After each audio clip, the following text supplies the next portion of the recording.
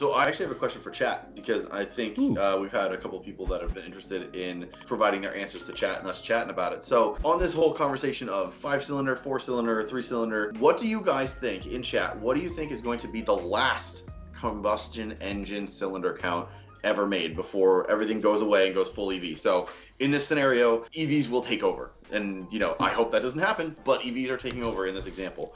What cylinder count do you think will be the last one ever? And I have an interesting answer to this because I've thought about this a lot. So what do you guys think in chat? 3, 4, 5, and anything. It's not like it has to be fully, ICE. Could be a hybrid kind of thing. But what's the last cylinder count that's ever going to be made before everything either goes EV or some other crazy propulsion that we don't even know yet? So what do you guys think? I want to hear it in chat, and then I also want to hear what you two have to say from Hanson and Chad. So I'll get started with that. I gotta think about it from like an engineering perspective here, because because it's a 4-stroke, right? Oh, sorry, I fell asleep there for a second. Engineering perspective. You got you got like a 4-stroke thing, so it's like you got like the intake, compression, ignition, and then exhaust. So I got a feeling from there, like a 2-cylinder thing probably won't work, because of how many times it has like to travel up and down for one of the other cylinders to kind of continually push to kind of get that momentum. Like with 2 cylinders, it almost seems like that's not enough. Like you need like a 3rd cylinder. That's probably why 3 cylinders work, because you could kind of like time it just right so that it could continually push. So there's no like big dwells. So that's what I'm gonna go with. You're thinking a 2 or a 3 cylinder will be the last? I'm thinking a 3. Like I don't think we'll see a 2 unless it's like a 2-stroke engine. If we decide like 2-stroke engines are now like much better for the environment and we could actually put it into cars and it's not going to sound great like crazy, then maybe we could go to like a 1-cylinder, which is what you'll find in lawnmowers and stuff, or gas trimmers. If you're watching right now, either on YouTube or on Facebook, we're asking the question, what is the last combustion engine cylinder count that you think will ever be made? In a hypothetical, EVs are taking over and some companies making the last engine that's internal combustion ever. What's the cylinder count that you think it's going to be? Is it going to be a 3? Is it going to be a 12? Anything. So just let us know down in chat. We've got an 8, we've got a 4 if it's a hybrid, we've got a 3-cylinder diesel, we've got a 4. And Chad, what do you think about this question? Not to disagree with the great Professor Hanson here, but I honestly think if you look at where people are going and who's like hanging on to internal combustion, right? The big manufacturers have already said, here's our deadline. This is going to be the last ICE car we make. And they kind of go from there. And then you look at some other car companies, I'll say Porsche, for example, who's investing a ton of money into synthetic fuels. So they're obviously going to be like one of those last holdouts in internal combustion. What is Porsche's most famous engine? It's the flat 6. So I would say if you think along those lines, it's either going to be something like that, or it's going to be a screaming last minute to electrification like a V12. It's going to be a high performance engine. I'm gun to my head, I would say the flat 6 from Porsche, but I wouldn't be surprised if it's like some like monster or hybridized V12 or something like that. Okay. So you've kind of gone the other end of the spectrum, which is cool. I like that. Yeah, I mean, so we have a couple of answers. Daniel Jenkins said 4. Doug France said the 3-cylinder diesel. John Augustine said the 8. Antoine thinks naturally aspirated 4-cylinder mild hybrid, turbocharged 4-cylinder. So Antoine's saying 4 on this topic. Tyler says, can you imagine if top fuel dragsters all turn electric? That would be beyond boring to go to a drag strip. Well, would they be top fuel anymore or just top electron? That would be really boring. Yeah, top electron.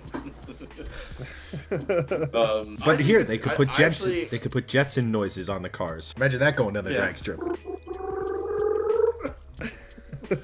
That'd be great. This is why I'm glad actually John went right where I was gonna go. I think it's gonna be a V8, because I think some company is gonna hang on to the V8 for so long that it's just going to continue to be in production, whether it be Chevy with like the LT4s or some form of LS or something. I think some company is going to have a specialty car that has a V8 as a sports car, or like a special heritage edition, whatever down the line. I don't know. I have this weird gut feeling it's going to be a V8. just because the V8 has been such a versatile engine throughout the years, all the way back into the, 60s and 70s and 80s. Those 3 decades, the V8 really kind of like made its presence as like the go-to performance engine. V12s weren't reliable from Ferrari. They were so high strung and, they were so expensive. 4 cylinders weren't really, in mass production yet. They weren't really there. 6s were there, but V8's really like the performance. And I don't know. I just have this gut feeling the V8's going to be the one that outlives everything else. Yeah, I kind of like that. I kind of like that perspective because it's like, even though like in the, we're probably near or just past peak automotive, and we're already talking about like the death of the internal combustion engine. We look back to, just like look at other devices that we use, like, MP3 players or our phones, but people still go back to like vinyl records and stuff like that. So I'm pretty sure that there's going to be a unique market for it where people there will be companies that, build kind of like these bespoke classic cars with like internal combustion engines. LS will never die. They're not going to be like, oh hey, here's a 4-cylinder turbo engine that we got from a Hyundai, an old Hyundai. This is they're going to revive that classic V8, naturally aspirated, because just from the get-go, the sound, the feel, the rumble is like really unique. Like I think that's what people would want to go for rather than just best mileage kind of approach. Right. So on top of that, continuing the topic, what company do you think will be the last one to do that? Porsche. Do you think Porsche still with that flat 6? Any internal combustion engine, but like again, look at who's investing in engine tech that goes bang. And it's Porsche. Sorry, John. Sorry to interrupt you. John just goes, "This is a sad subject. EVs have no souls." I'm sorry to bum you out, John. Yeah. I didn't mean to bring you down. EVs have. Greg, bringing automotive enthusiasts down since 1984. Yeah, I'm just trying to keep you grounded. And then Daniel says something interesting, especially when you think of like the likes of Mazda and what they're doing. He says we need more rotor motor builds. I firmly disagree, but there is a niche of I get my apex seals, side seals, skins. Like it runs into the same problem as 2-stroke does, right? Like you need to lubricate during the combustion stroke or rotation or whatever you want to call it. You say Porsche.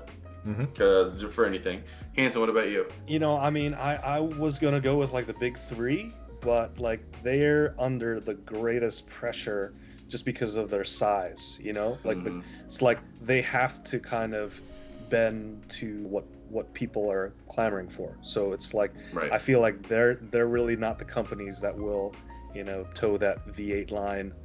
I got a feeling it's going to be some small company somewhere. I don't really know. Well, that's actually a really interesting point, because you say like the economic pressures and things like that to get rid of internal combustion or pollution in general and stuff like that, which kind of makes me think, okay, who are the biggest like polluters outside of here? And then I start thinking, well, maybe there's hope for our Volvo friends and being owned by Geely, because China don't give a fuck. Like, let's just be real about it. Yeah. They'll probably be making internal combustion engines longer than anybody else because... Hey, wouldn't it be funny that the last internal combustion engine would be a 5-cylinder? That would be something. I would love that. Full circle. I like what